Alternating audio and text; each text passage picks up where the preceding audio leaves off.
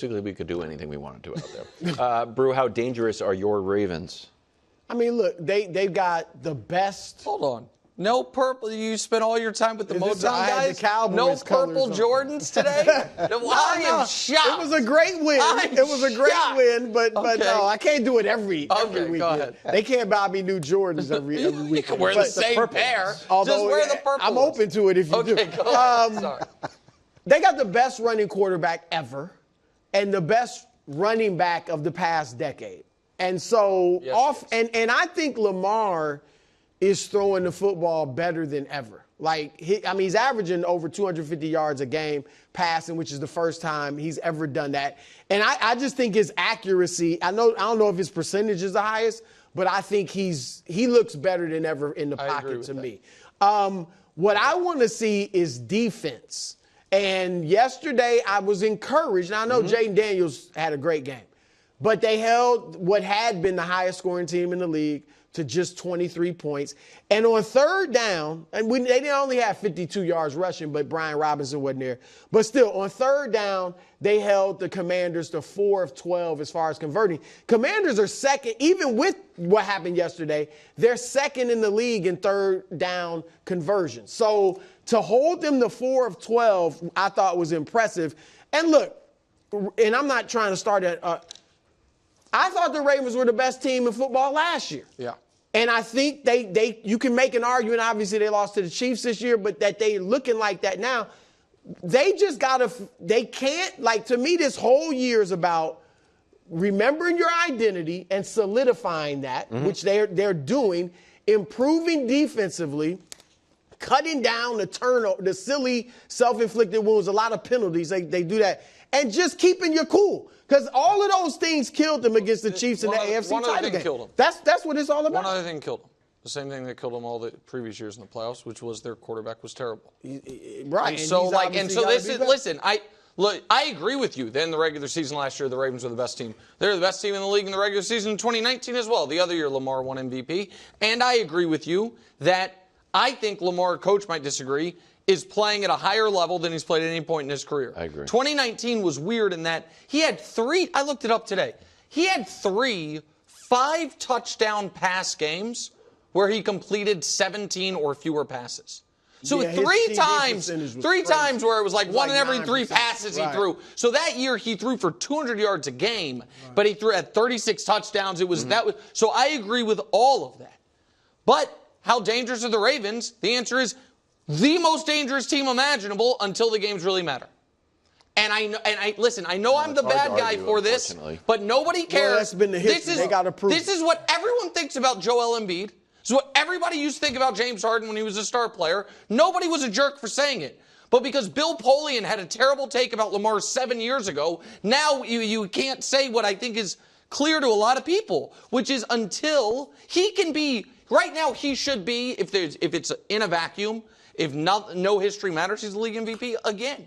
He's like, all those things are true, but if I'm thinking of teams that scare me, who roots for the best team in the league, I would say the team we just talked about, Detroit, San Francisco, Cincinnati, Buffalo. Take Cincinnati out if you don't care. Buffalo, Houston. You're talking about teams that could have a chance in your mind. Teams that if you're like, hey, Nick, you can play. The Chiefs in the playoffs can play Baltimore or those teams I just listed. I'd say give me Baltimore.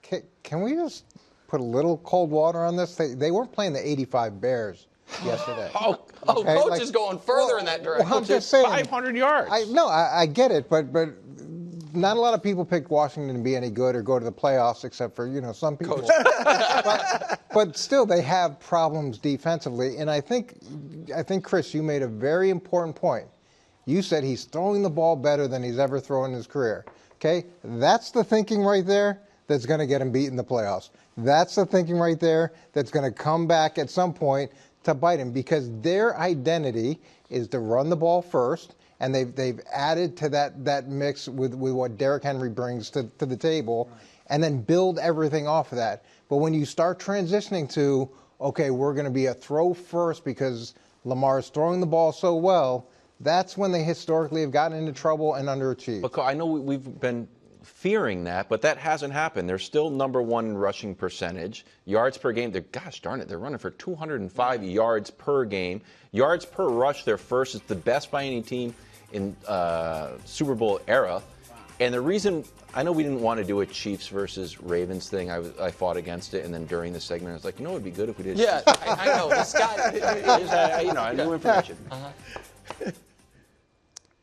The first game, it was a fair take to say, you know what, Derrick Henry, little bit too much tread on the tires. He had 13 carries for 46 yards, and since then, 84 yards, 151 yards, 199, 92, 132, 2 touchdowns the other day.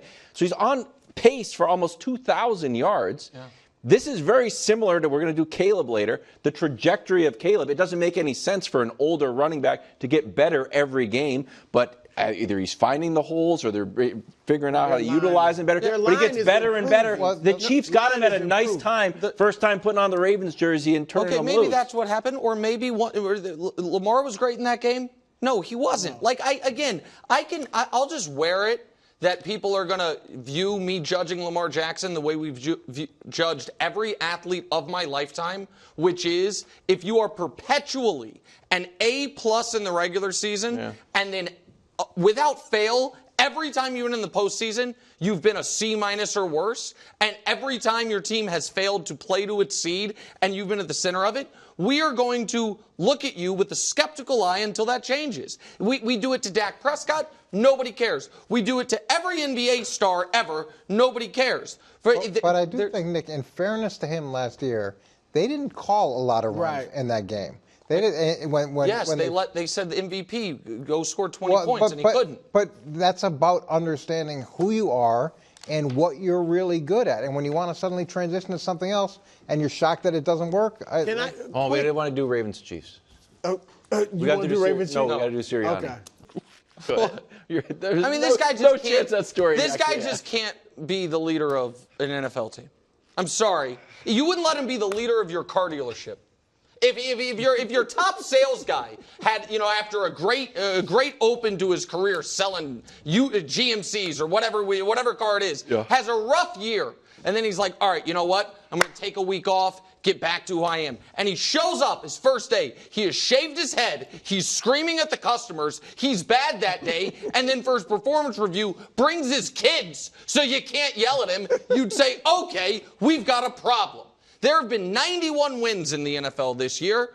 That win the Eagles just had, probably about the 88th best. Like, you squeaked one out against the Browns, who are playing a quarterback that their coach obviously doesn't want to play but has no choice but to play. That's the team you squeaked by, and you screamed at your own fans for it. And the kids at a press conference is allowed if you are soaked in champagne or have just been given an award. Not when you know you're about to be hounded by a notoriously tough media. And so, listen, Philly, you won the game. I'm happy for you. But everyone knows where this Sirianni story is ending. And the sooner they admit it, the better off the Eagles will be. I think the kid at the press conference was the best call of the game. Well, yeah, because it shielded it right. Strategically, right. But you go on the bye, you get your 3 stars back, and you still don't score in the first quarter, which is show that. It was 5 games, a new Philly record. So you got that problem, and then you have the field goal blocked for a touchdown, and you're promising changes, and really that's a huge problem, right? Zero. Yeah, look. It was something you were supposed to fix. It's a huge problem, and you struggle with it. And I thought some of that struggle was because he was missing his 2-star receivers. But now we have a week off. You should have spent a lot of time trying to address that, and you get the same result. And now you're antagonizing your own fans. So when anything bad happens in that stadium, it's just going to light them up against the group. Like You're becoming the distraction that you don't want to have your players create. There were only 2 football positives to take out of it. Look, a win is a win. They need to stack wins, so that was good.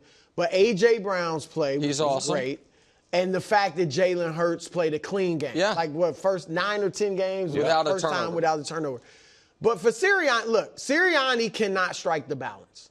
Because we could see as the supernatural funk has been going on, right? Yeah. And even this season, he was losing himself. Like these last few weeks at press conferences, he was not confident. He was not sure of himself. He's over-explaining this. Like, he was lost. And I don't doubt maybe some players did say, look, you have to be yourself, but you also have to be mature and understand, you know, I think the shaved head was a part of him being like, you know what? I'm going to be myself again. You don't say. Right. Of course it was. Right. So he cannot figure out how to strike the shaved head have some symbolism I'm missing? No, I just think he was like, you know what? I'm interesting, isn't it? I just don't know what else it could mean. I mean, what are the instances of folks who randomly, across American contemporary sports and pop culture, don't you dare, randomly showed up? I'm not going to name names. It's usually after a breakup. I'm just going to say shaved their head, and we're like, you know what? That was the moment we knew they really had it together. That's typically not what it symbolizes. When you do these things, Coach, as a head coach, you got to win. Like big. And that's the only that protected him his first few years with the team. You got to win. He needs to be cheering against the Jets tonight. Because if this experiment works in New York, where they fire the head coach and the Jets light it up, I'd say Dallas, I'd say him, I'd say Jacksonville. All those owners are going to be like, oh, that plan worked out pretty well for New York. So, yeah, cheer against the Jets. It's a great take. It's a great take. It's a great take. By the way, Coach hasn't been here since he nailed the Jets getting embarrassed in England and the coach being fired because of it take. The internet really, you're not on the internet, but the internet really went up. Yeah, you were a star of the internet. Thanks for watching. Subscribe here to get more from the show and to check out clips from other shows on FS1.